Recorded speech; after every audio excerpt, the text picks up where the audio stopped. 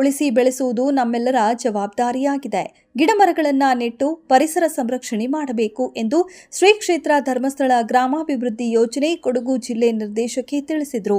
ಪಿರಿಯಾಪಟ್ಟಣ ತಾಲೂಕಿನ ಮರದೂರು ಗ್ರಾಮದ ಎಂಆರ್ಪಿ ಅನುದಾನಿತ ಪ್ರೌಢಶಾಲಾ ಆವರಣದಲ್ಲಿ ಆಯೋಜಿಸಿದ್ದ ಪರಿಸರ ಸಂರಕ್ಷಣಾ ಜಾಗೃತಿ ಕಾರ್ಯಕ್ರಮದಲ್ಲಿ ಗಿಡ ನೆಟ್ಟು ನೀರು ಎರೆಯುವ ಮೂಲಕ ಕಾರ್ಯಕ್ರಮ ಉದ್ಘಾಟಿಸಿ ಮಾತನಾಡಿ, ಶ್ರೀ ಕ್ಷೇತ್ರ ಧರ್ಮಸ್ಥಳ ಗ್ರಾಮಾಭಿವೃದ್ಧಿ ಯೋಜನೆ ವತಿಯಿಂದ ಕಳೆದ 40 ವರ್ಷಗಳಿಂದಲೂ ಗಿಡಗಳನ್ನು ನೆಡುವ ಮೂಲಕ ಪರಿಸರ ಸಂರಕ್ಷಣೆ ಮಾಡಿಕೊಂಡು ಬರುತ್ತಿದ್ದೇವೆ.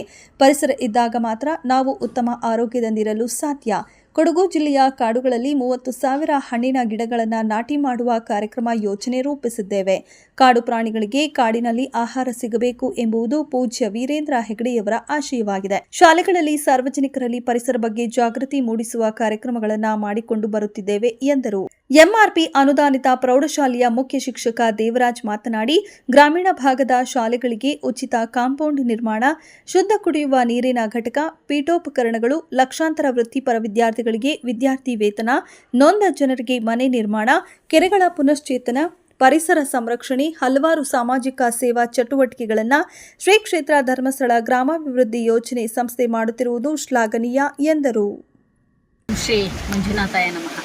ವಿದ್ಯರು ಹಾಗೂ ಮಾತೃಶ್ಯಾಮನವರ ಆಶೀರ್ವಾದವನ್ನು ಪಡುತ್ತಾ ಇವತ್ತು ವಿಶೇಷವಾಗಿ ನಾವು ಪರಿಸರ ಸಂರಕ್ಷಣೆಯ ಬಗ್ಗೆ ಜಾಗೃತಿ ಮೂಡಿಸುವಂತಹ ಕಾರ್ಯಕ್ರಮವನ್ನು ಶ್ರೀ ಕ್ಷೇತ್ರ ಧರ್ಮಸ್ಥಳ ಗ್ರಾಮಾಭಿವೃದ್ಧಿ ಯೋಜನೆಯ ವತಿಯಿಂದ ಕಳೆದ 40 ವರ್ಷಗಳಿಂದ ಕೂಡ ಮಾಡ್ತಾ ಇದ್ದೀವಿ.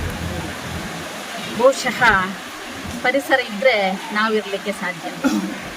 ಇವತ್ತು ದುಡ್ಡಿಲ್ಲದೆ ತಗೊಳ್ಳುವಂತಹ ಒಂದು ಇದಿದ್ದರೆ ಪ್ರಕೃತಿಯಿಂದ ನಾವು ಗಾಳಿಯನ್ನು ಶುದ್ಧವಾದಂತಹ ಗಾಳಿಯನ್ನು ತಗೊಳ್ಬೇಕಾದ್ರೆ ಪ್ರಕೃತಿ ನಮ್ಮ ಮುಂದೆ ಯಾವಾಗಲೂ ಇದ್ದಾಗ ಮಾತ್ರ ಸಾಧ್ಯ.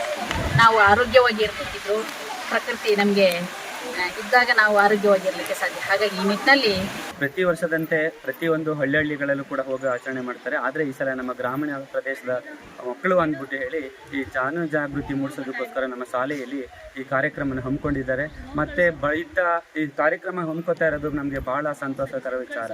ಪ್ರತಿ ವರ್ಷವೂ ಕೂಡ ಲಕ್ಷಾಂತರ ಮಕ್ಕಳಿಗೆ ಈ ಸಂಸ್ಥೆ ಉದ್ಯೋಗ ಆಗ್ಬೋದು, ಮರಗಿಡಗಳಲ್ಲಾಗ್ಬೋದು, ನಿರುದ್ಯೋಗ ಸಮಸ್ಯೆಗಳಲ್ಲಾಗ್ಬೋದು, ಎಲ್ಲ ರೀತಿಯಲ್ಲೂ ಕೂಡ ಈ ಸಂಸ್ಥೆ ನಮ್ಮ ನಿರುದ್ಯೋಗಿಗಳಿಗೆ ದೂರಗೊಳಿಸ್ತಾ ಇದ್ದಾರೆ. ಮತ್ತು ಎಷ್ಟೋ ಜೀವಿಗಳು ಇದರಿಂದ ತನ್ನ ಜೀವನೋಪಾಯಕ್ಕಾಗಿ ತನ್ನ ಕುಟುಂಬ ನಿರ್ವಹಣೆ ಮಾಡೋದಕ್ಕಾಗಿ ಈ ಸಂಘ ಸಂಸ್ಥೆ ಮುಂದೆ ಬಂದಿದೆ. ಇಂಥ ಸಂಸ್ಥೆ